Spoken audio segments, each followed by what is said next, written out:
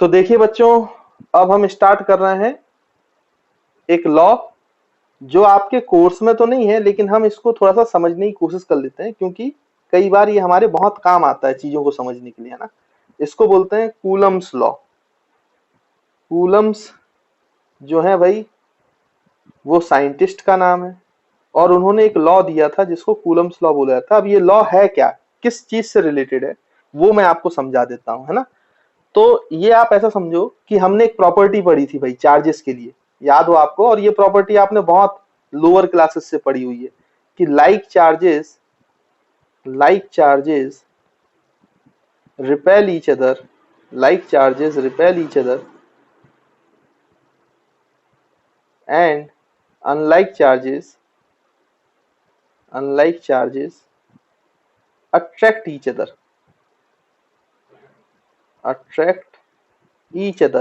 है ना। ये आपने पढ़ा है।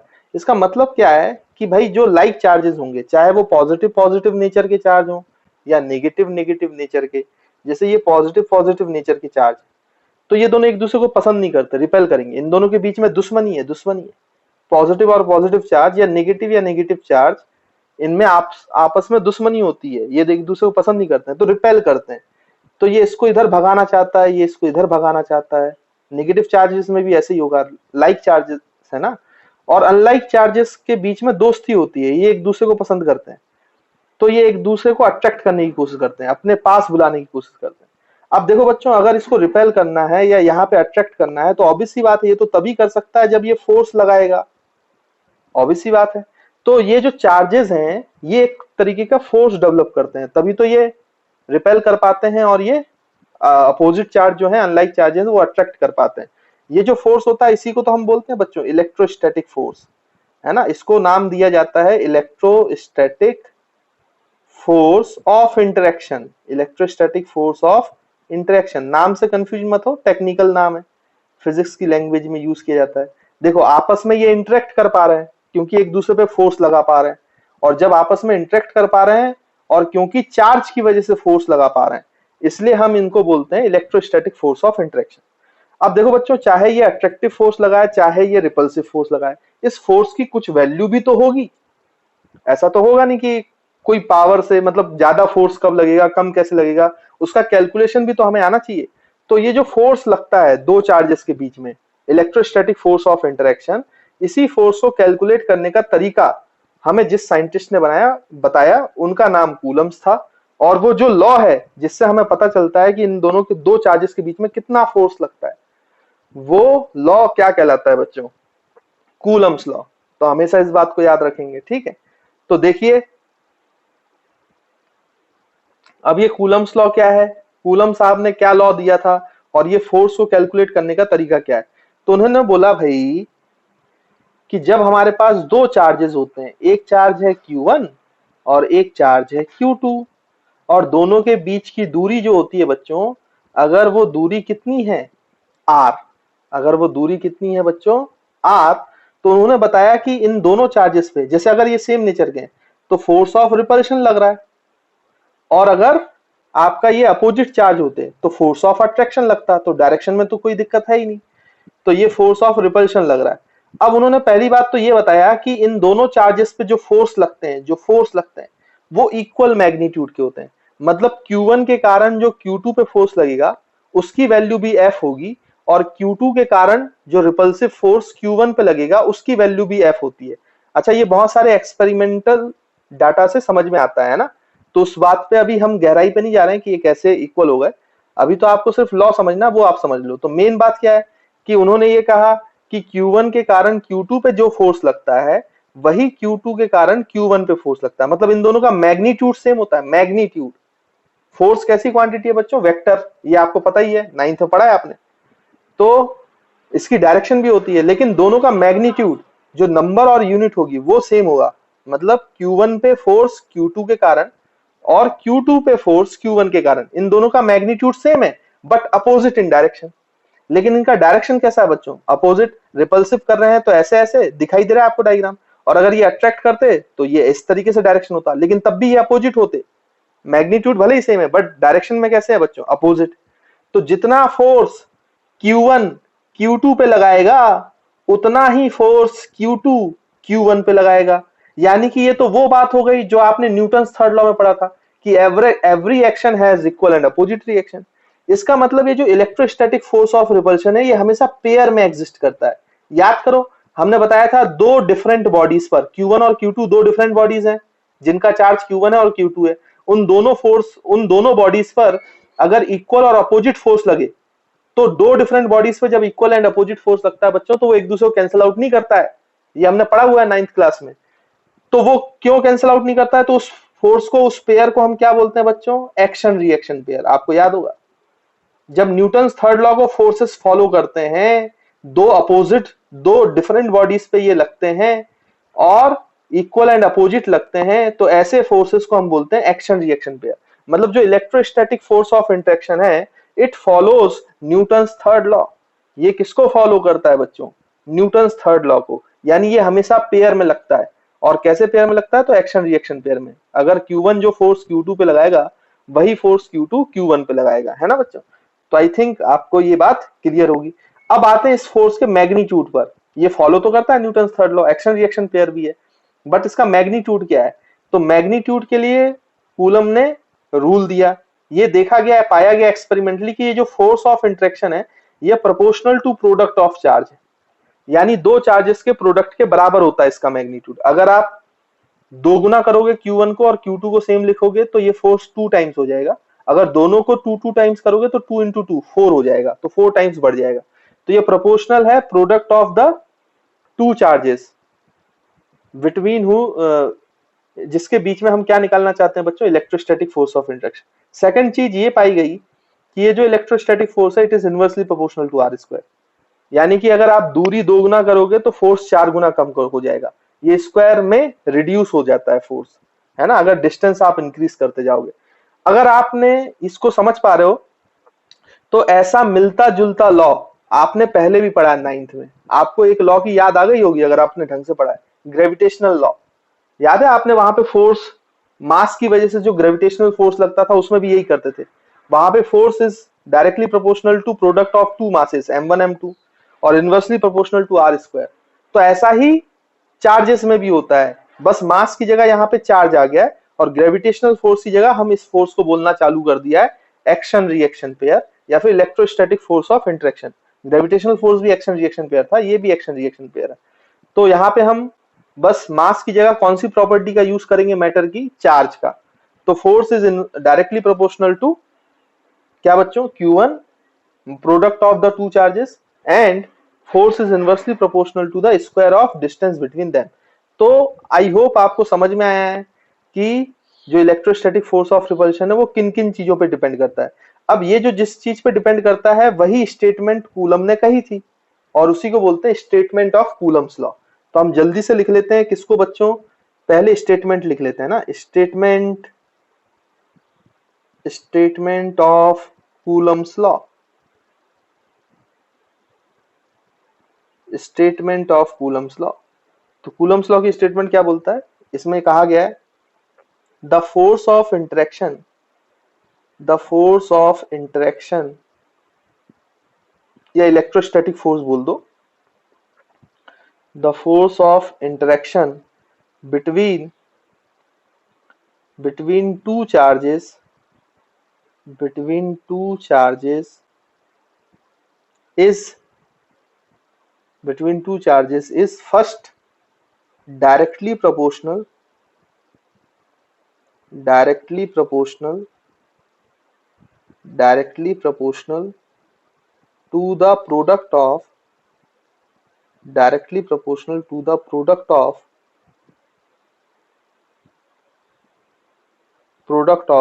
the charges, directly proportional to the product of the charges, and and second inversely proportional, inversely proportional to the square of, to the square of the distance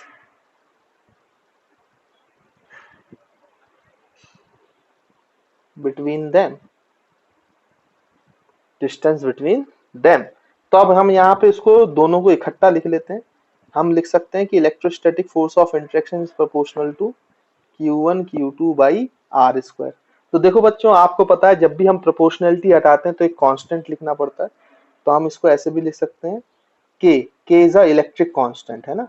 तो ये Q1 Q2 by R square.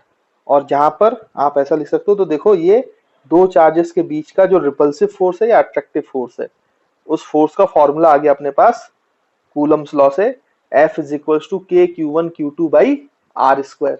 और यहाँ पे आप ऐसा लिख सकते हो वेयर के जो है के इज इलेक्ट्रोस्टैटिक कांस्टेंट, है ना, या इलेक्ट्रिक कांस्टेंट, जो आपको बोलना चाहिए, इलेक्ट्रोस्टैटिक कांस्टेंट है ना बच्चा। अब इसमें एक चीज और देखी गई कि एक्चुअली में क्या है ना, कि ये जो फोर्स है ये product of the magnitude of two charges पे डिपेंड करता है और inversely proportional to the square of distance पे डिपेंड करता है। लेकिन बाद में ये पाया गया कि एक चीज पे और डिपेंड करता है। अगर आपने चार्जेस को नहीं बदला और उनके बीच की दूरी को नहीं बदला, लेकिन बीच में पहले एयर थी, अब मान लो इस सेटअप को आपने पानी में डुबा दिया, तो मीडियम आपने चेंज कर दिया, पहले एयर थी अब वाटर आ गया।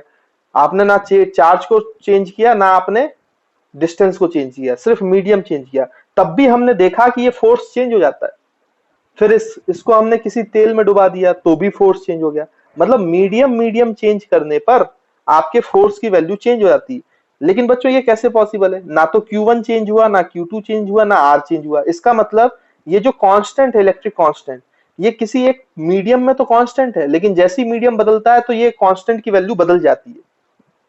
मतलब मीडियम चेंज होने पे ये कांस्टेंट बदल गया होगा, तभी तो फोर्स बदला होगा, क्योंकि Q1 Q2 और R को तो हमने बदला ही नहीं।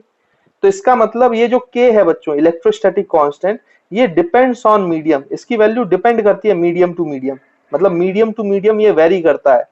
तो K डिपेंड्स ऑन मीडियम, ये बाद में फर्दर स्टडी में पाया गया कि जो K की वैल्यू है वो डिपेंड करती है मीडियम में। जबकि आप ये चीज वहां से मैच करो, यूनिवर्सल ग्रेविटेशनल कांस्टेंट, यहाँ पे G आता था ना, कैपिटल G, उसकी वैल्यू कभी भी नहीं बदलती थी, पूरे ब्रह्मांड में एक जैसी होती थी, इसलिए उसको यूनिवर्सल ग्रेविटेशनल कांस्टेंट कहा गया था। लेकिन इलेक्ट्रोस्टैटिक फोर्स में ऐसा नहीं है। तो ये डिफरेंस है इलेक्ट्रोस्टैटिक फोर्स और ग्रेविटेशनल फोर्स में, कि इलेक्ट्रोस्टैटिक फोर्स में जो कांस्टेंट आता है वो मीडियम पे डिपेंड करता है, मीडियम टू मीडियम चेंज हो जाता है। But universal gravitational constant medium बदलने से बदलता नहीं है, तो वहां पे मीडियम का कोई फर्क नहीं पड़ता था ग्रेविटेशनल फोर्स में, जबकि यहाँ पड़ता है इलेक्ट्रोस्टैटिक फोर्स में। तो के डिपेंड्स ऑन मीडियम, इसलिए इसकी हर मीडियम में वैल्यू अलग अलग होगी। तो जो इसकी वैल्यू हमें याद रखनी चाहिए वो एयर वाली, क्योंकि ज्यादातर हमें एयर में ही पूछे जाते हैं। तो के जो इलेक्ट्रोस्टैटिक कांस्टेंट है इन एयर, तो इलेक्ट्रोस्टैटिक कांस्टेंट इन एयर की वैल्यू होती है बच्चों, मैं आपको बता देता हूं, 9 इंटू 10⁹9, 9 इंटू 10⁹9। अच्छा, ये जो इलेक्ट्रोस्टैटिक कांस्टेंट के है इसकी यूनिट बताओ बच्चों, तो यूनिट भी बता सकते हो आप। देखो यहां से के की वैल्यू निकालो, तो के की वैल्यू हो जाएगी फोर्स, आर स्क्वायर को मल्टीप्लाई कर दो, तो force multiplied by R square upon Q1 Q2। के को हम ऐसे लिख सकते हैं ना। तो अब इसकी यूनिट बोलो, फोर्स की ऐसा यूनिट न्यूटन, आर की ऐसा यूनिट डिस्टेंस है ना मीटर, तो आर स्क्वायर हो गया आपका न्यूटन मीटर स्क्वायर पर। Q1 की यूनिट कूलम, Q2 की यूनिट भी कूलम, तो coulomb into coulomb, coulomb square. तो देखो बच्चों ये आपके इलेक्ट्रोस्टैटिक कांस्टेंट की यूनिट हो गई। कभी कभी ये भी पूछ लिया जाता है, तो आपको याद होना चाहिए न्यूटन मीटर स्क्वायर पर कूलम स्क्वायर। और अगर याद नहीं है तो ऐसे निकाल लेना जैसे मैंने निकाल के बताई आपको। तो याद रखेंगे के की वैल्यू अलग अलग मीडियम में अलग अलग होती है, डिपेंड्स ऑन मीडियम है ये। बट एयर में इसकी वैल्यू क्या होती है, 9 इंटू 10⁹9। और कूलम्स लॉ क्या होता है बच्चों, के Q1 Q2 by R square. तो आई होप आपको समझ में आया होगा कि कूलम्स लॉ में हमें कैसे पता चलता है कि दो चार्जेस के बीच में कितना फोर्स लग रहा है। फोर्स ऑफ इंटरेक्शन की वैल्यू के लिए ये फॉर्मूला हमारे पास है ना। तो इसको नोट करो, फिर आगे बढ़ते हैं। तो देखिए बच्चों, एक दो और इंपॉर्टेंट बात कर लेते हैं यहाँ पर इस कूलम्स लॉ से रिलेटेड। ये कूलम्स लॉ के कुछ इंपॉर्टेंट पॉइंट्स हैं, यानी इलेक्ट्रोस्टैटिक फोर्स कुछ पॉइंट्स को फॉलो करता है। जैसे कि मैंने पहला पॉइंट आपको बताया था, ये जो कूलम्स लॉ है ये बताता है कि जो इलेक्ट्रोस्टैटिक फोर्स है वो बच्चों एक्शन रिएक्शन पेयर है, क्योंकि ये टू डिफरेंट बॉडीज पे लगता है, इसलिए किसको फॉलो कर रहा है, न्यूटन्स थर्ड लॉ को, इसलिए ये एक्शन रिएक्शन पेयर बनाता है ना। तो ये बात आपको याद रखनी है। तो वो अभी हम इंपॉर्टेंट पॉइंट्स में लिख लेंगे ताकि आपको याद रहे, क्योंकि कई बार थ्योरी क्वेश्चन बन जाते हैं ओलंपियाड्स में, तो ये सब चीजें हमें आनी चाहिए। फिर दूसरा पॉइंट ये है बच्चों कि ये जो कूलम्स लॉ आपने निकाला, ये फोर्स ऑफ इंट्रैक्शन निकाला इस लॉ से, ये वाला फोर्स का फॉर्मूला सिर्फ वैलिड है पॉइंट चार्जेस के लिए। पॉइंट चार्जेस का मतलब जो जिनका डायमेंशंस आर के मुकाबले बहुत छोटा है, उनके बीच में तो ये लॉ सही काम करता है। लेकिन जैसे मान लो कि यहाँ पर एक आदमी है और यहाँ पे एक दूसरा आदमी है, उनके बीच की दूरी कुछ है 1 मीटर, और आप सोचो कि इसका, आपको मान लीजिए कि ये कुछ हाथ में पकड़ा है अपने, उस पर कोई चार्ज है, या कोई बॉडी है, बहुत बड़ी सी बॉडी है, उनमें कोई चार्ज है और उनकी दूरी 1 मीटर है, तो आप सोचो कि इन पर आप फोर्स निकाल लो।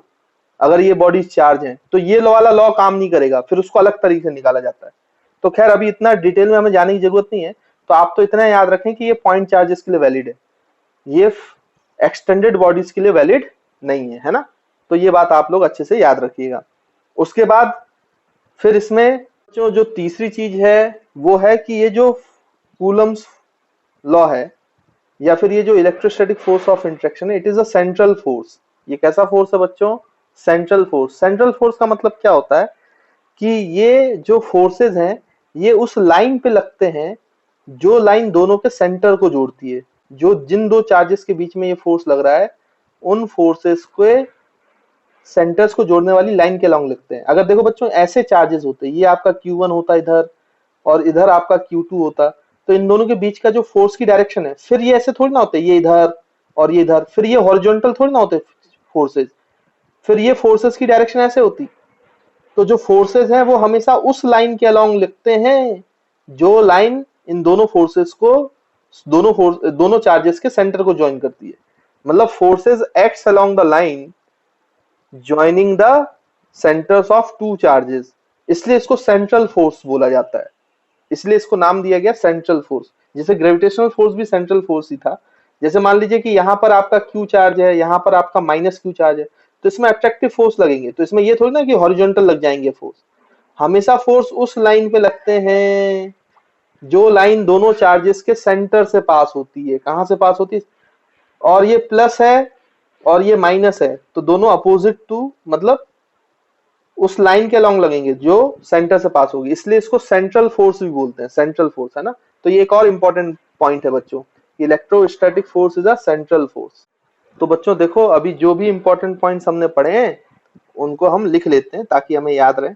तो आप यहाँ पे लिख लेंगे heading important points, important points related to electrostatic force, electrostatic force, है ना। अब इसमें पहला important point, it obeys, it का मतलब इलेक्ट्रोस्टैटिक फोर्स ऑफ इंटरेक्शन, है ना। It obeys Newton's third law, है ना। मैंने अभी आपको समझाया किसको ओबे करता है, Newton's third law, that is it always exists in action reaction pair. इसका मतलब वो हमेशा एक्शन रिएक्शन पेयर में ही एग्जिस्ट करते हैं, है ना। Always exist in action reaction pair. उसके बाद सेकंड इंपॉर्टेंट पॉइंट मैंने आपको बताया कि ये जो इलेक्ट्रोस्टैटिक फोर्स है, it is a central force, it is a central force. Central force का मतलब क्या बताया मैंने बच्चों? That is it acts along the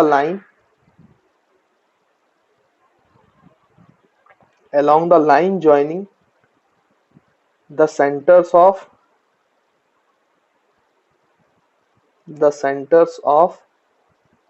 two charges, the centers of two charges। और थर्ड इंपॉर्टेंट पॉइंट आप ऐसा लिख लो, कूलम्स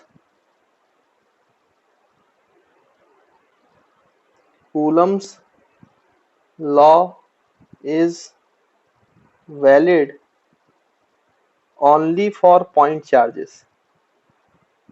जैसे ग्रेविटेशनल लॉ वैलिड होता था पॉइंट मासेस के लिए, वैसे ही आपका कूलम्स लॉ वैलिड है पॉइंट चार्जेस के लिए, not for extended bodies, charged bodies, है ना बच्चों। तो आई होप ये आपको क्लियर होगा। तो ये पॉइंट्स आप नोट कर लो, फिर हम आगे बढ़ते हैं। तो देखिए स्टूडेंट्स, अब हमने कूलम्स लॉ पढ़ लिया है ना। अब करंट चालू करने से पहले हमें थोड़ा सा पोटेंशियल समझना है, तो पहले हम उसको समझ लेते हैं, फिर हम डायरेक्ट करंट पे आएंगे और स्टार्ट करेंगे ना। तो देखिए यहाँ पे मैं हेडिंग डाल देता हूँ, आप भी हेडिंग डाल लें, इलेक्ट्रिक पोटेंशियल। अब ये पोटेंशियल क्या होता है इसको समझते हैं। इलेक्ट्रिक पोटेंशियल, इलेक्ट्रिक पोटेंशियल, है ना। तो देखो बच्चों, होता क्या है कि मान लीजिए इलेक्ट्रिक पोटेंशियल का मतलब क्या है कि जैसे मान लीजिए यहाँ पे कोई चार्ज कैपिटल क्यू प्रेजेंट है ना, कोई चार्ज आपका कैपिटल क्यू प्रेजेंट है। तो आपको पता है कि अगर यहाँ पे कोई दूसरा चार्ज आप क्यू लाओगे तो ये कैपिटल क्यू उस पर फोर्स लगाएगा, फोर्स लगाएगा, है ना। उस पर क्या लगाएगा बच्चों, फोर्स लगाएगा। तो अगर आप इसको उस चार्ज को इसके पास लाना चाहते हो तो आपको उसके अपोजिट में फोर्स लगाना पड़ेगा, है ना। जैसे मान लो कि कोई चार्ज, भाई ये आपका क्यू चार्ज है, कैपिटल क्यू चार्ज है, और इससे मान लो बहुत दूर, यहां से इससे आर दूरी पर, आर दूरी पर एक पॉइंट है, जिस पॉइंट को हम बोल रहे हैं पी, है ना, पॉइंट पी मान लेते हैं। अब मान लीजिए कि आप इंफिनिटी पे एक चार्ज रखे थे विच इज स्मॉल क्यू। अब आप इंफिनिटी से वो चार्ज को लाना चाहते हो और इंफिनिटी से लाकर उसको कहां पे प्लेस करना चाहते हो, इस क्यू चार्ज को आपने इंफिनिटी से प्लेस करना है कहां पे बच्चों, पी पॉइंट पर। कहां पे प्लेस करना है, पी पॉइंट पर। तो आप देखो जैसे ही ये चार्ज लाना चालू करोगे इस पॉइंट से, इंफिनिटी से जैसे ही ये चार्ज आप लाना चालू करोगे, तो जैसे ही इसके रीजन में आ जाएगा तो ये जो कैपिटल क्यू चार्ज है इस क्यू चार्ज पर किसी भी पॉइंट पर ये ऐसे फोर्स लगाएगा, इलेक्ट्रोस्टैटिक फोर्स। इलेक्ट्रोस्टैटिक फोर्स हम बोलते हैं एफ। तो इसको ये भगाना चाहेगा कि दूर जाए, क्योंकि ये पॉजिटिव पॉजिटिव चार्जेस है ना। तो अब मैंने अभी बताया फोर्स ऑफ इंट्रैक्शन कैसे लगता है, और उसकी वैल्यू भी आपको पता है कितनी है बच्चों, के क्यू स्क्वायर बाई, और मान लो यहां से ये दूरी एक्स है, ये दूरी एक्स है, तो ये electrostatic force divide by x square है ना, डिस्टेंस का स्क्वायर। तो इस पर फोर्स लगाएगा और बाहर फेंकना चाहेगा, लेकिन आपको तो इसको कहां तक पहुंचाना है, पी पॉइंट के, पी पॉइंट के। तो आपको इसको धीरे धीरे धीरे धीरे धीरे धीरे धीरे धीरे ऐसे लेके आना पड़ेगा, लेके आना पड़ेगा। तो यहाँ पे किसी एक्सटर्नल एजेंट को ये काम करना पड़ेगा, क्योंकि ये अपने आप तो आएगा नहीं, क्योंकि इस पे इलेक्ट्रोस्टैटिक फोर्स लग रहा है। तो यहाँ पे कुछ एक्सटर्नल फोर्स लगा के इसको इंफिनिटी से धीरे धीरे धीरे धीरे कहां तक लेके आना पड़ेगा बच्चों, पी पॉइंट पर। और कभी भी हम किसी फोर्स के अगेंस्ट में कोई एक्सटर्नल फोर्स लगा के जब हम उसको पोजीशन चेंज करते हैं, तो जो हम कार्य करते हैं, भाई यहाँ पे एक्सटर्नल फोर्स लगाया और यहाँ पे डिस्प्लेसमेंट भी तो हो रहा है बच्चों। देखो ये इंफिनिटी से एक्स तक के पॉइंट में, इंफिनिटी से आर तक के पॉइंट में आ गया, तो इसका मतलब डिस्प्लेसमेंट भी हुआ। तो जब फोर्स लगता है और डिस्प्लेसमेंट होता है तो बच्चों कार्य भी हुआ है, वर्क डन भी तो हुआ है। तो वो वर्क डन गया कहां, तो एक्चुअली में वो वर्क डन जो है वो क्यू में स्टोर हो गया in the form of energy, जिसको पोटेंशियल एनर्जी कहा गया, है ना बच्चों। जैसे कि आपको एग्जांपल से समझाते हैं, आपको और अच्छा महसूस होगा। आप याद करो 9th क्लास में जब आपने ग्रेविटेशनल पोटेंशियल एनर्जी पढ़ी थी, तो आप करते क्या थे कि याद होगा तो आपको ऐसा समझ में आया होगा कि वहां पे जब m मास के ब्लॉक को हम नीचे से ग्राउंड से ऊपर ले जाते थे बच्चों, कितने ऊपर ले जाते थे, h हाइट पे। तो याद है आपको इस पोजीशन चेंज करने की वजह से, m मास की पोजीशन को h हाइट ऊपर ले जाने की वजह से यहाँ पे उसके पास एनर्जी आ जाती थी, अगर आपको याद हो। तो वो पोटेंशियल एनर्जी कितनी लिखते थे आप, mgh। और ऐसी तो करते थे आप, किसी ब्लॉक को आप ए से बी ले गए h हाइट पे, तो उसकी पोजीशन चेंज कर दी, और पोजीशन चेंज कर दी तो उसमें एनर्जी स्टोर हो गई, कितनी बच्चों, mgh। क्यों, क्योंकि यहाँ पे ग्रेविटेशनल फोर्स कंजर्वेटिव फोर्स था। कंजर्वेटिव फोर्स आप लोगों को पता होगा, कुल मिला के ग्रेविटेशनल फोर्स था। लेकिन ग्रेविटेशनल फोर्स कहां लग रहा था बच्चों, आप किसी भी पॉइंट पे देखो ग्रेविटेशनल फोर्स नीचे की तरफ लग रहा था, mg। और आपको ऊपर ले जाने के लिए एक्सटर्नल एजेंट को कहां लगाना पड़ता था फोर्स, इसको h हाइट ऊपर ले जाने के लिए एक्सटर्नल एजेंट को ऊपर की तरफ फोर्स लगाना पड़ता था, अपोजिट टू ग्रेविटेशनल फोर्स। तो ये जो एक्सटर्नल फोर्स वर्क डन करता था वही तो पोटेंशियल एनर्जी के फॉर्म में स्टोर हो जाता था, जिसको आप mgh बोलते थे, mgh। तो यहाँ पे भी ऐसे ही है बच्चों, ये इलेक्ट्रोस्टैटिक फोर्स भी ग्रेविटेशनल फोर्स जैसा कंजर्वेटिव फोर्स है। तो देखो ये इलेक्ट्रोस्टैटिक फोर्स इसको दूर भगाना चाहता है, तो हमें तो इसको r दूरी तक लाना है, इंफिनिटी से r दूरी तक, तो हम इस पे एक्सटर्नल ऐसे लगाएंगे। तो जब हम ऐसे फोर्स लगाएंगे और उसको धीरे धीरे धीरे धीरे धीरे धीरे धीरे धीरे p तक लाएंगे, तो हम जो वर्क करेंगे, तो इस पोजीशन की चेंज होने की वजह से, इस पोजीशन की चेंज होने की वजह से ये जो वर्क डन है ये इस क्यू चार्ज में स्टोर हो जाएगा in the form of potential energy, in the form of potential energy. I hope आपको क्लियर है। लेकिन यही चीज अगर हम, यही वर्क डन अगर हम Q is equal to +1 coulomb पे लिखें, यूनिट पॉजिटिव चार्ज, जिसको बोलते हैं बच्चों यूनिट पॉजिटिव चार्ज, तो आप सोचो Q की जगह अगर हम यूनिट पॉजिटिव चार्ज लेके आते, Q की जगह अगर हम यूनिट पॉजिटिव चार्ज लेके आते, तो हमारा जो एनर्जी स्टोर होता उसी को हम पोटेंशियल बोलते हैं, उसका मतलब पोटेंशियल है। यानी कि पोटेंशियल को डिफाइन कैसे किया, तो इलेक्ट्रिक पोटेंशियल को डिफाइन किया गया है, electric potential is defined as, electric potential यहां पे ऐसे लिख लेते हैं, इलेक्ट्रिक पोटेंशियल V है ना, V से रिप्रेजेंट करते हैं। तो electric potential defined as work done from infinity to a point P, किसी भी r दूरी पर, of 1 coulomb charge, on 1 coulomb charge. या फिर आप ऐसा मान लो कि आपने वर्क डन इंफिनिटी से P पॉइंट तक किया Q चार्ज पर, तो इसको Q को डिवाइड कर दो तो वो पर यूनिट चार्ज हो जाएगा। आप भाई इसी वर्क डन को डिवाइड बाई Q कर दो, Q चार्ज पे वर्क डन किया इंफिनिटी से P तक, W इंफिनिटी P, और उसको Q से डिवाइड कर दोगे तो +1 कूलम चार्ज के लिए वर्क डन हो जाएगा, है ना। अगर Q चार्ज के लिए W वर्क डन है तो A 1 कूलम के लिए क्या होगा, डिवाइड बाई Q कर दो। तो electric potential defined as the work done on charge from infinity to a particular point divide by that charge, यानी पर यूनिट चार्ज। तो इसी को हम बोलते हैं पोटेंशियल, है ना। तो आप ऐसा बोल सकते हो कि work done, potential is defined as work done divide by charge, है ना बच्चों। तो इसी को हम क्या नाम देते हैं, पोटेंशियल। मतलब पोटेंशियल आप समझो एनर्जी है, लेकिन किस पे एनर्जी, +1 कूलम पे। जो +1 कूलम पे एनर्जी आएगी जब उसका आप पोजीशन चेंज करोगे, तो उसी एनर्जी को हम क्या बोलेंगे बच्चों, इलेक्ट्रिक पोटेंशियल, इलेक्ट्रिक पोटेंशियल। तो आई होप आपको इलेक्ट्रिक पोटेंशियल की डेफिनेशन क्लियर होगी। मैं यहाँ पे डेफिनेशन लिख देता हूँ, इससे थोड़ा सा कंपेयर करके देखो तो आपको बात समझ में आएगी कि मैं क्या कहना चाहता हूँ।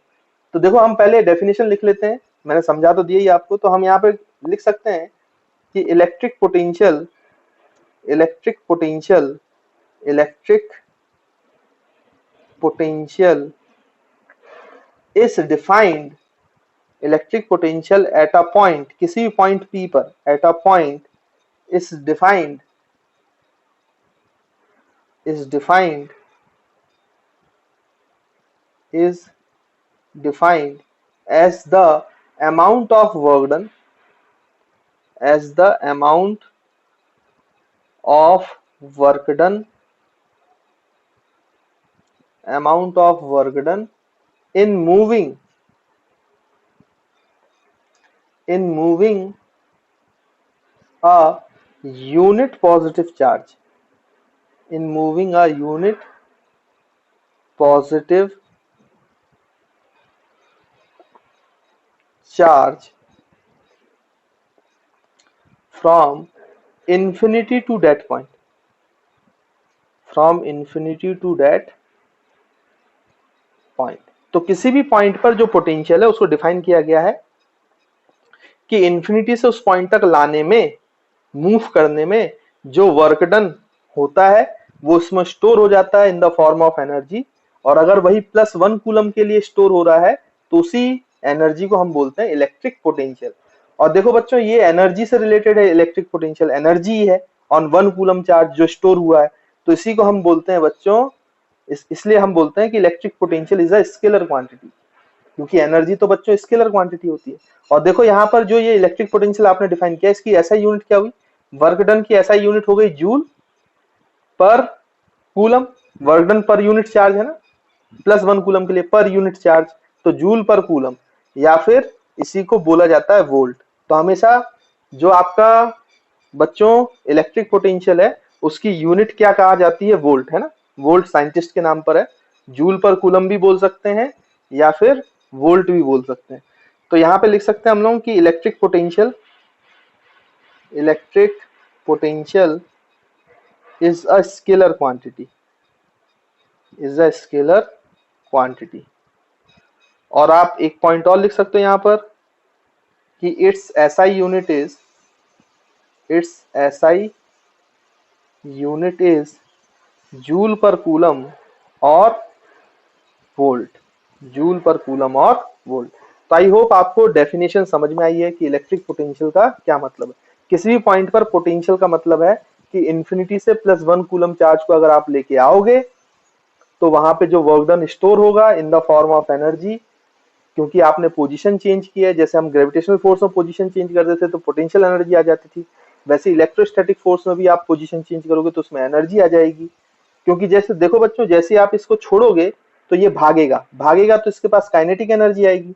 तो काइनेटिक एनर्जी आई कहां से? अगर इसमें पोटेंशियल एनर्जी स्टोर हुई होगी तभी तो वो काइनेटिक एनर्जी के फॉर्म में चेंज होगी। एनर्जी कंजर्वेशन है, सिंपल है ना। तो वो जो पोटेंशियल एनर्जी स्टोर होती है 1 कूलम चार्ज पे, याद रखेंगे 1 कूलम चार्ज पर, उसी को हम बोलते हैं पोटेंशियल। उसको बोला जाता है इलेक्ट्रोस्टैटिक पोटेंशियल या इलेक्ट्रिक पोटेंशियल। तो आई होप आपको इलेक्ट्रिक पोटेंशियल का डेफिनेशन और कॉन्सेप्ट क्लियर हुआ। तो स्टूडेंट्स, हमने पोटेंशियल को समझ लिया, पोटेंशियल क्या होता है ना। अब हम थोड़ा सा पोटेंशियल डिफरेंस के बारे में बात करते हैं कि पोटेंशियल डिफरेंस क्या है, क्योंकि पोटेंशियल डिफरेंस बड़ी इंपॉर्टेंट चीज होगी, है ना। पोटेंशियल आप पूरा लिख लीजिएगा, मैंने शॉर्ट में लिख दिया है पोटेंशियल डिफरेंस, है ना। कभी कभी इसको डेल्टा वी भी बोलते हैं या कई बार वी से ही रिप्रेजेंट कर देते हैं। तो ये पोटेंशियल डिफरेंस क्या होता है वो मैं आपको बता दूं। जैसे अभी हमने देखा था कि एक क्यू चार्ज था जो किसी भी दूसरे चार्ज पे फोर्स लगा सकता है ना। तो हमने क्या बताया था कि जैसे मान लीजिए बच्चों, आपका यहाँ पर एक पॉइंट ए है और यहाँ पे एक पॉइंट बी है ना। तो क्यू से जो पास वाला पॉइंट है वो बी है और दूर वाला पॉइंट जो है वो ए है।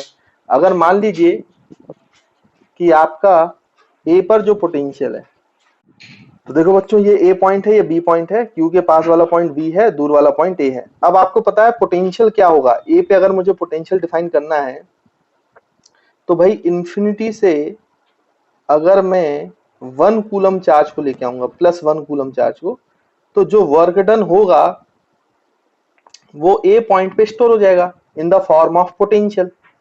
भाई मैं इनफिनाइट दूरी से अगर यहाँ पर एक क्या लेके आऊंगा बच्चों, 1 कूलम का चार्ज लेके आऊंगा, तो इस पे जो वर्क होगा वो ए पॉइंट पे 1 कूलम पे स्टोर हो जाएगा इन द फॉर्म ऑफ बच्चों क्या, potential.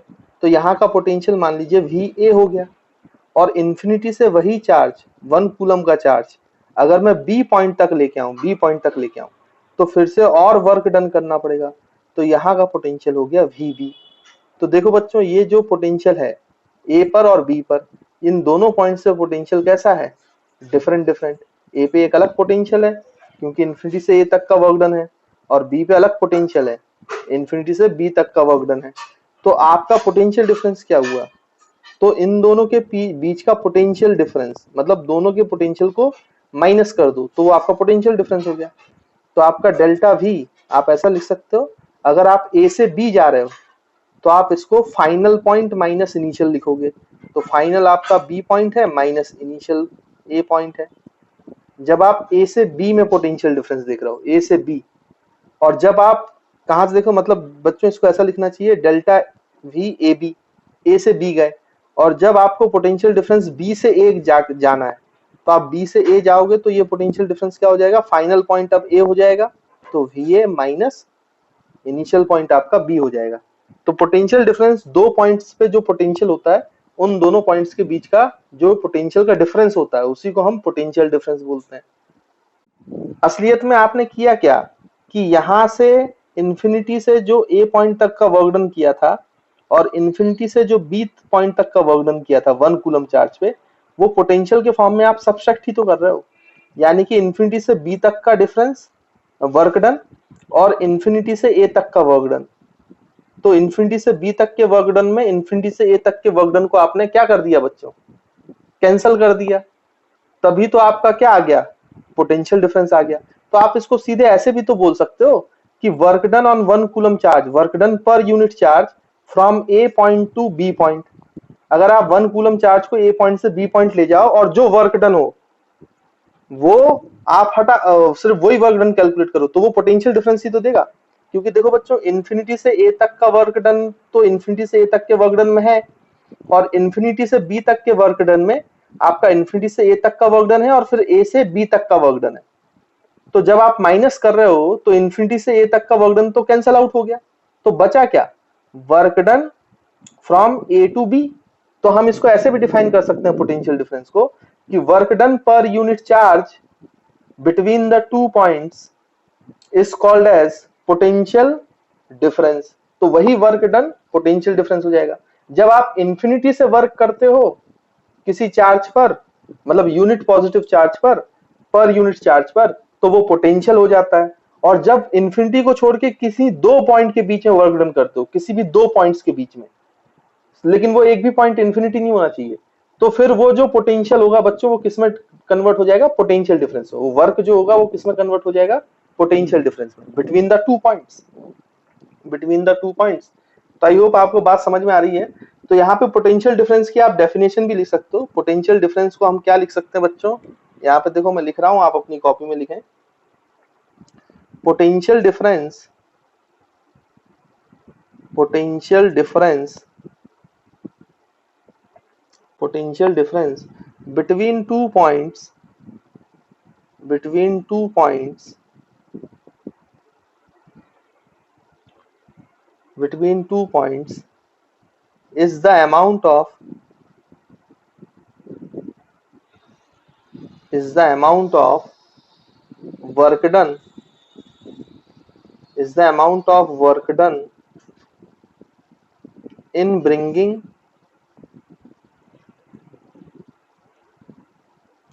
in bringing 1 coulomb charge,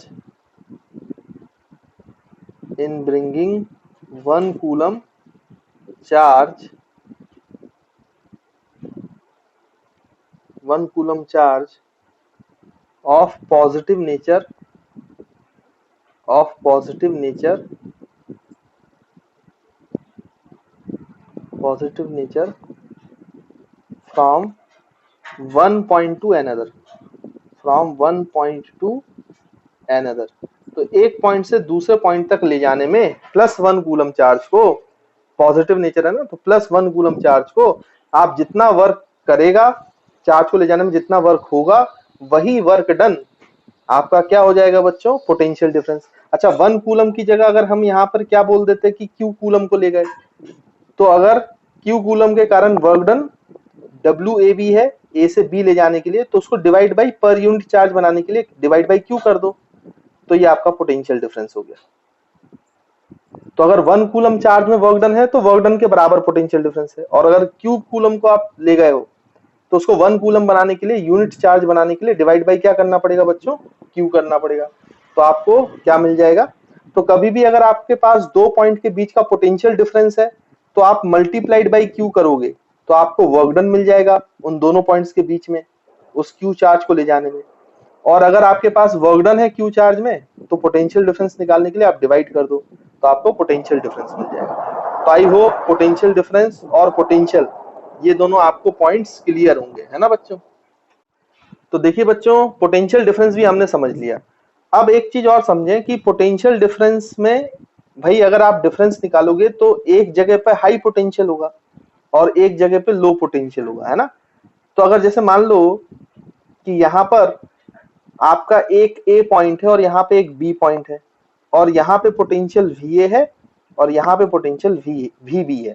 B point पे पोटेंशियल VB है और A पे पोटेंशियल VA है, और हम ये मान के चलते हैं कि A का पोटेंशियल B से बड़ा है ना, A का पोटेंशियल B से बड़ा है। तो आप A को कौन सा पॉइंट बोलोगे बच्चों, हाई पोटेंशियल वाला point. A has high potential, higher potential. और B को आप बोलोगे कि B के पास कौन सा पोटेंशियल है बच्चों, कैसा पोटेंशियल है, लो पोटेंशियल है। तो B is a point which is having low potential and A is a point which is having high potential. अब इसमें आप ध्यान से देखेंगे तो ये हाई और लो, तो इसमें भी दो तरीके से आपका पोटेंशियल डिफरेंस कभी नेगेटिव भी आ सकता है और पोटेंशियल डिफरेंस आपका पॉजिटिव भी आ सकता है। अगर जब आप ए से बी ले जा रहे हो +1 कूलम को, तो आपका पोटेंशियल डिफरेंस कैसा हो जाएगा बच्चों? तो मैंने बताया था ना, final point minus initial point करते हैं, तो पोटेंशियल डिफरेंस आप लिखोगे V V minus V A. लेकिन देखो ए का पोटेंशियल ज्यादा है, ए का पोटेंशियल ज्यादा है, तो अगर आप हाइयर लोअर माइनस हाइयर करेंगे, बी का कम है और ए का हाइयर है, तो यहाँ पे V B minus V A है, तो बी का आपका कैसा है बच्चों? पोटेंशियल कम है और ए का ज्यादा है, तो यहाँ पे पोटेंशियल नेगेटिव आएगा, मतलब पोटेंशियल डिफरेंस नेगेटिव आएगा। तो पोटेंशियल डिफरेंस नेगेटिव भी आ सकता है। और अगर सोचो हम ये डिफरेंस ऐसे निकालते, ये आपका वी ए से बी गए थे, अब बी से ए आए, तो पोटेंशियल डिफरेंस क्या होगा? तो फाइनल पॉइंट ए हो गया, तो V A minus V B, initial point B हो गया। तो यहाँ पे ये जो पोटेंशियल डिफरेंस है ये पॉजिटिव आएगा, है ना। तो जब हाइयर माइनस लोअर पोटेंशियल करोगे तो जो डिफरेंस होता है बच्चों वो पॉजिटिव आता है, और जब lower potential minus higher potential करोगे तो जो आपका बच्चों पोटेंशियल डिफरेंस है वो नेगेटिव भी आता है ना। और दो पॉइंट्स हैं, उनके बीच में डिफरेंस नेगेटिव होगा पॉजिटिव होगा, ये तब पता चलेगा कि कौन सा वाला हाइयर पोटेंशियल पे और कौन सा वाला लोअर पोटेंशियल। अब जनरली मैं आपको बता दूं, जनरली अगर आपका कहीं पर पॉजिटिव चार्ज है, पॉजिटिव चार्ज, जैसे मान लो ये स्फीयर है और ये पॉजिटिवली चार्ज है, इस तरीके से ये पॉजिटिवली चार्ज है, तो इसके कारण जो पोटेंशियल होता है आउटसाइड और ऑन द सरफेस, ये बच्चों इसके कारण पोटेंशियल पॉजिटिव होता है। पॉजिटिव चार्जेस के कारण पोटेंशियल हमेशा पॉजिटिव होता है, ये बात आप याद रखना हमेशा, है ना। अब ये कैसे होता है ये हायर क्लासेस में आप सीखोगे, इसका पूरा डेरिवेशन होता है वहां पर, लेकिन अभी डेरिवेशन नहीं है इसलिए उसको हम कर नहीं सकते, क्योंकि उसमें इंटीग्रेशन का यूज होगा, है ना, तो वो डेरिवेशन नहीं करेंगे। लेकिन आप अभी इतना बस समझ लो कि जो आपका पॉजिटिव चार्ज के कारण पोटेंशियल होता है बाहर या सरफेस पर, वो हमेशा कितना होता है बच्चों? पॉजिटिव होता है, पॉजिटिव मतलब पॉजिटिव पोटेंशियल आता है। और वहीं जब हम इंफिनिटी से लेके आते हैं ना, और जब हम पोटेंशियल बच्चों बॉडी को नेगेटिव चार्ज देते हैं, तो उसके सरफेस पर जो पोटेंशियल होता है वो नेगेटिव पोटेंशियल होता है ना। अगर ये ए है, ये पॉइंट बी है, तो अगर आपको कहीं पर पॉजिटिव चार्ज और नेगेटिव चार्ज दिया हो तो आप तुरंत समझ जाओगे पॉजिटिव चार्ज के पास कैसा पोटेंशियल होगा? पॉजिटिव। और नेगेटिव चार्ज के पास कैसा पोटेंशियल होगा? नेगेटिव। तो ऑब्वियस सी बात है कि जो पोटेंशियल है वो नेगेटिव चार्ज के कारण वाला नेगेटिव वैल्यू में है, तो वो लोअर होगा, और पॉजिटिव चार्ज वाला कैसा होगा बच्चों? हाइयर होगा। तो कभी कभी क्या होना, जैसे लो पोटेंशियल है, ये लो पोटेंशियल है, तो इसको कभी कभी नेगेटिव साइन से भी रिप्रेजेंट करते हैं, और ये जो हाई पोटेंशियल है इसको पॉजिटिव साइन के साथ क्या करते हैं बच्चों? रिप्रेजेंट करते हैं। ये रिप्रेजेंटेशन का तरीका है, मतलब लो पोटेंशियल को आप नेगेटिव साइन से रिप्रेजेंट कर सकते हो और हाई पोटेंशियल को आप पॉजिटिव साइन से रिप्रेजेंट कर सकते हो, है ना, जैसा कि यहाँ पे था। तो हमेशा याद रखना पॉजिटिवली चार्ज बॉडी का जो पोटेंशियल होता है वो हमेशा हाइयर होता है than the negatively charged body, है ना। तो ये बड़ी इंपॉर्टेंट बात है। तो आप यहाँ पे इस पॉइंट को लिख सकते हैं कि potential due to positively charged body is than potential due to negatively charged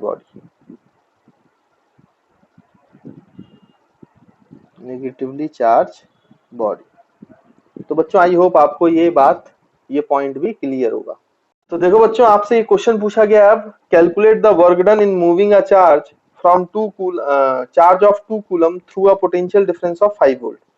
तो आपसे बोला गया है कि किन्हीं दो पॉइंट्स के बीच का पोटेंशियल डिफरेंस 5 वोल्ट है, और एक पॉइंट से दूसरे पॉइंट में 2 कूलम चार्ज को आपने मूव किया है, तो आपको बताना वर्क डन क्या होता है।